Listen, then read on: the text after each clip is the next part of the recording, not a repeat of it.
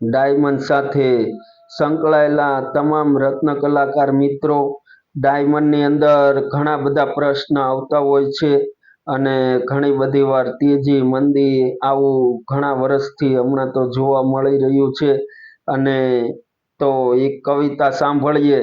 શરણમાં પટ નહીં, હીરામાં કટ નહીં, ટેબલમાં ટીક નહીં, પેલમાં પોઈન્ટ નહીં, નરમમાં આંતરી નહીં, સખતમાં સાલ નહીં, ટીકમાં જીરમ નહીં, મથાળે ચામડી નહીં, ઘાટમાં ફાવટ નહીં, ફોરપીમાં ફરક નહીં,